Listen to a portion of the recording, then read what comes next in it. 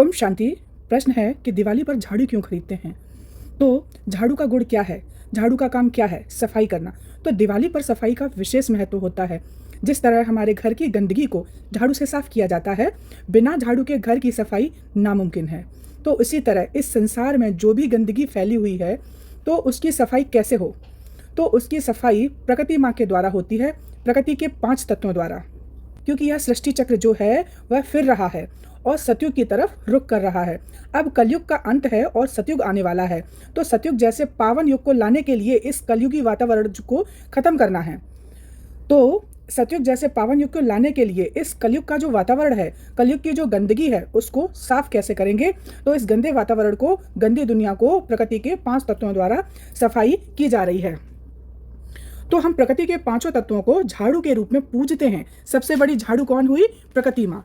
तो झाड़ू को पूजने का कारण क्या है कि एक तो हम प्रकृति माँ को पूज रहे हैं झाड़ू के रूप में, और दूसरा घर की हर स्त्री घर की साफ सफाई, घर की गंदगी को साफ करने का कार्य करती है। तो इसीलिए उसको लक्ष्मी कहते हैं। तो घर की बहू को भी हम झाड़ू के रूप में पूज रहे हैं, प्रकृति माँ को भी और घर की बहू को भी।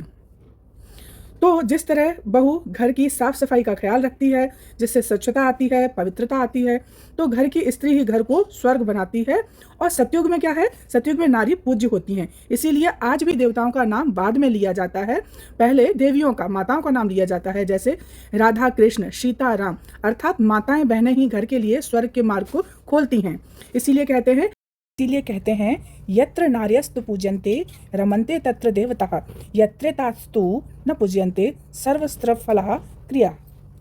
यानी कि जहाँ स्त्रियों की पूजा होती है वहाँ देवता निवास करते हैं, और जहाँ स्त्रियों की पूजा नहीं होती है, उनका सम्मान नहीं होता है, वहाँ किए गए समस्त अच्छे कर्म निष्फल हो जाते हैं।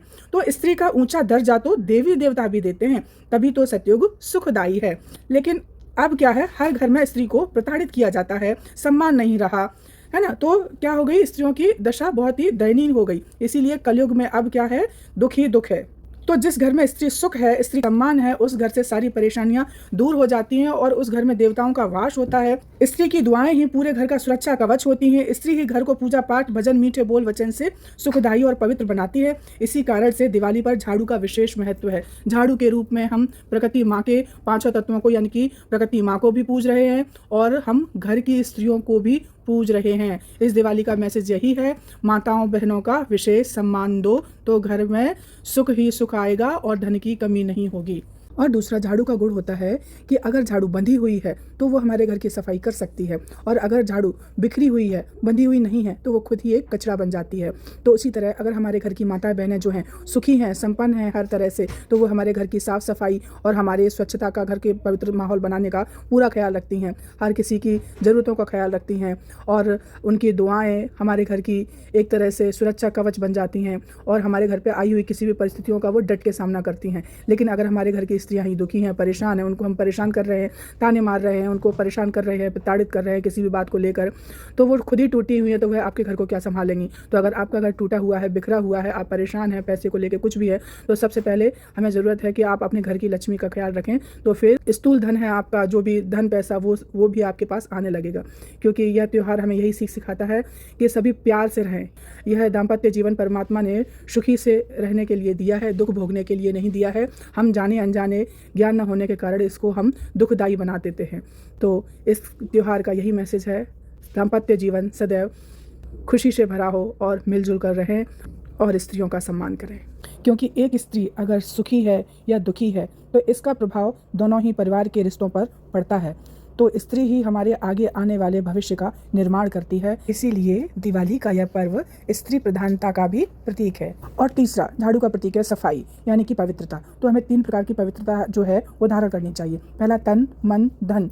तन की सफाई, यानी हम जहाँ पर रहते हैं उस जगह को साफ रखें, और हम अपने शरीर की भी सफाई का ख्याल रखें, हम दिन में 2 बार स्नान करें। और दूसरा है मन की पवित्रता, मन में किसी भी प्रकार के नेगेटिव थॉट्स नहीं रखने चाहिए। और तीसरी है धन की पवित्रता, हमारे घर में जो भी धन आता है वह मेहनत की कमाई का ही होना चाहिए, किसी भी प्रकार को बेईमानी करके या किसी को धोखा देके ऐसा धन नहीं लाना चाहिए। तो झाड़ू इस बात का भी प्रतीक है कि इन 3 प्रकार की पवित्रता का विशेष ख्याल रखें, तो वहाँ पर लक्ष्मी जी का निवास होता है। Om Shanti. Thank you Baba.